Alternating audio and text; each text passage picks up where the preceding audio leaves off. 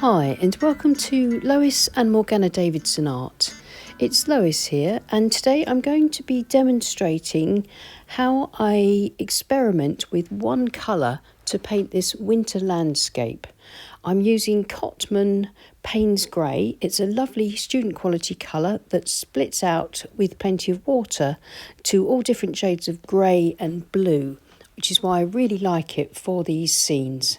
I'm using Milford cold press watercolour paper. It's taped to my board. My board's at an angle of about 20 degrees, and I'm using a large wash brush to wet the sky all over. And then I shall wet the land in places, leaving some strips of dry paper. The dry paper will give me harder edges, and where I paint into the wet paper I'll get the soft diffusions. And I'll just play around with the paint and try and build up this loose watercolour scene. This is a really good exercise, especially for beginners, to get used to getting different tonal values to get the full range from the lightest light, which is the white of the paper, the mid values, and of course the darkest tonal values.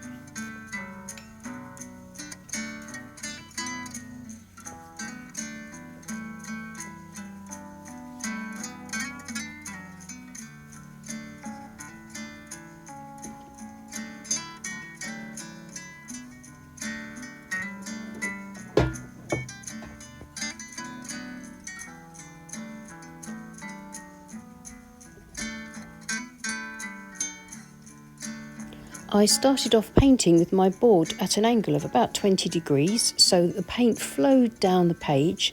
Now the paint's more or less where I want it to stay. I've laid my board flat, and that will stop the washes from running. They'll still softly diffuse as they dry, but they won't run down the page anymore.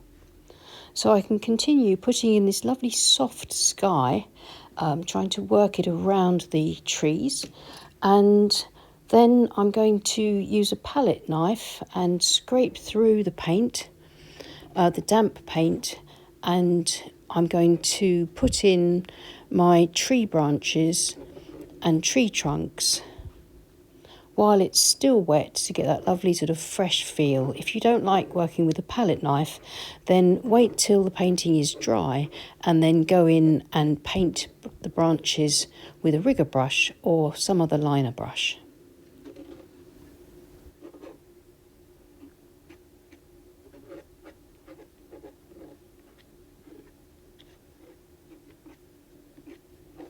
As I work across the trees, I'm making my branches and trunks much stronger on the right, where my trees are a little bit closer.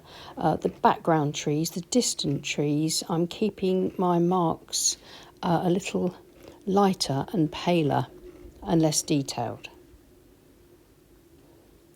And now, just before I leave it to dry, I'm going to sprinkle a little bit of ordinary table salt into the foreground where the paint is just damp.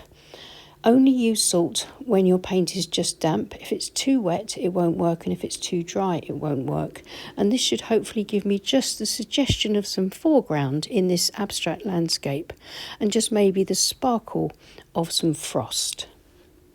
Once I've sprinkled my salt on, I can leave it to dry. But if I just zoom you in first and just show you where the salt is scattered, and you can see that it's already beginning to work. What it does is each salt crystal will push away the damp paint and water away from itself, and as it dissolves, and it will give these tiny little flower patterns if you get it just right. It's worth practicing with this to see how the humidity in your studio and the heat in your studio reacts with the salt, because every studio will be completely different, so there's no hard and fast rules for this. It takes some practice and experimentation, like everything else. And here's the dry painting, and you can see the pretty little patterns that the salt has given me in the foreground. I'm very pleased with that, suggesting a foreground, some undergrowth maybe, and some sparkly frost. I'm going to use a dry, clean brush and just brush across where the salt was in case there's any crystals of salt left, and that will remove them. If we look closely, you can see how pretty it looks, and you can also see how this Cotman Payne's grey has split out into shades of grey, almost black, with those beautiful blue hues as well. And now, using the rigger brush, I shall just finish off the painting, adding some slightly crisper detail with wet paint onto the dry painting.